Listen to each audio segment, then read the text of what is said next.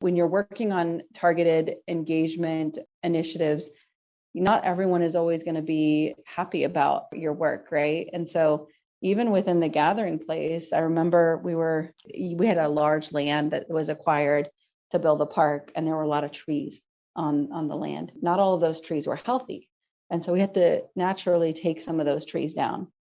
And there are a lot of people who are very passionate about trees. And so we were concerned that there were going to be protests, and we'd receive notes, you shouldn't be building a park if you're going to be taking down trees. And so as a communications partner, one of the things that we said is like, this is an opportunity to really identify like there's a spectrum, right? When you think about your targeted engagement audience, there's going to be some who strongly oppose to some who strongly support your initiatives. But the reality is this could be an audience that you could potentially turn into advocates. So right now they're really angry about what we're going to be doing, but these are park goers. Like these are the ideal visitors to the park.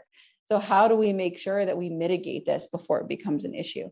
So we had recommended, let's create a tree infographic. Like let's provide them and equip them with the data and the information about what's happening in the park. We created a tree infographic and we named it a gathering place for trees. And so we wanted them to know, like, here's the information that we do have, because they didn't know that there was a large majority of the trees that were diseased, and that we were working proactively to treat those trees, and that the ones that were getting cut down were going to be repurposed and actually utilized as part of the construction in the project. And so we started to tell a story around the trees. And then we even gave them more information that they ever wanted to know about all the trees in the park. So we told them about the number of species that are going to be reflected in the park. We talked to them. We used the tree nursery that we were partnering with. We brought all of the spokespeople from our partners to talk about the trees that were going to be featured.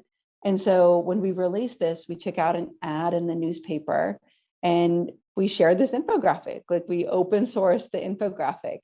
And the people that we thought were going to protest the park because of the way we were going to handle the trees ended up becoming some of our greatest advocates. And they ended up falling in love with this infographic that we released. But it was just like, how do you take something that could have potentially become a pitfall for the project and turn it into like this major opportunity for dialogue and potential opportunity to turn critics into advocates?